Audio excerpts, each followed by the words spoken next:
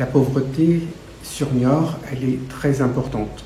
Moi, j'avais, dans ma vie professionnelle, j'étais enseignant, je ne me rendais pas compte à quel point il y avait des gens en extrême pauvreté à Niort, des gens qui, tous les 8 jours ou tous les 15 jours, sont obligés de changer de domicile. Je pense aux migrants, notamment, des gens qui dorment encore dans leur voiture, des gens qui ne savent pas ce qu'ils vont manger le lendemain. Franchement, on a l'impression qu'on vit dans des mondes parallèles, les uns à côté des autres, et qu'on ne perçoit pas les grandes détresses qui peuvent être vécues à notre porte.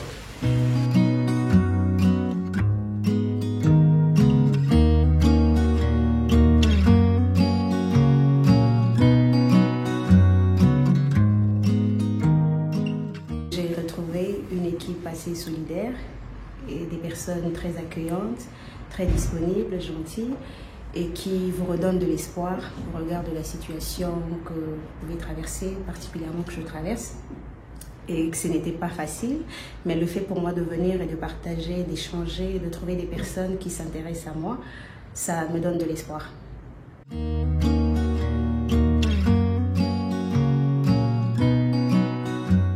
En fait, c'est un moment où les gens viennent en laissant leurs problèmes dehors. Donc on prend le café, il y en a qui font de couture, il y en a qui discutent. Voilà, c'est vraiment un moment où ils oublient leurs problèmes et où on passe du bon temps ensemble. Alors il y a effectivement des migrants, il y a des gens du quartier, c'est vraiment, vous pouvez venir le lundi matin, c'est ouvert à tout le monde.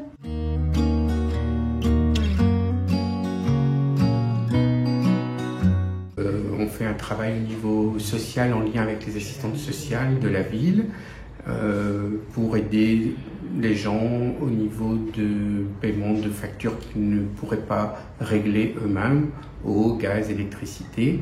On fait un gros travail avec aussi les migrants pour les aider au niveau de leurs papiers et payer des frais de transport notamment pour pouvoir récupérer un passeport à Paris, à Bordeaux ou ailleurs.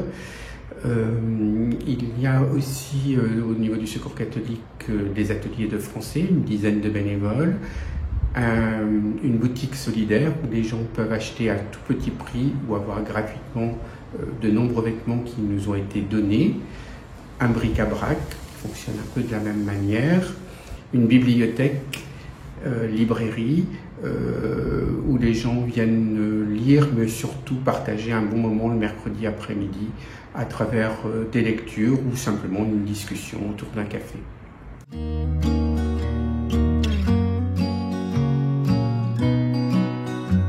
y a beaucoup de femmes avec enfants, seules, et des étrangers qui ne parlent pas la langue et qui transmettent les informations grâce, par exemple, je me souviens d'une petite fille de 8 ans qui m'a communiqué toutes les informations dont j'avais besoin pour un dossier. 8 ans. 8 ans. C'est tout de même petit.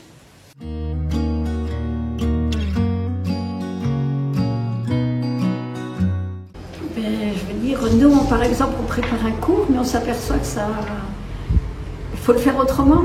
Parce que la personne n'est peut-être pas tout à fait, ce jour-là, prêt à apprendre le français ou a des problèmes, donc ça se ressent dans le cours de français. Donc il faut aussi, est-ce qu'il faut faire absolument le cours de français à toutes les fois ou est-ce qu'il n'y a pas une discussion à avoir avec la personne et tout. Donc il faut vraiment s'adapter.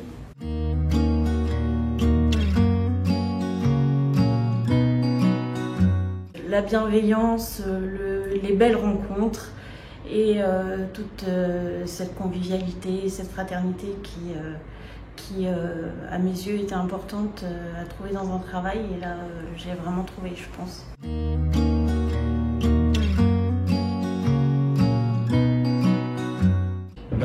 Dire donner, parce que les besoins sont immenses et il y a tellement de choses à faire que il faut. La pauvreté s'agrandit en France, les temps sont durs et il faut répondre à son prochain.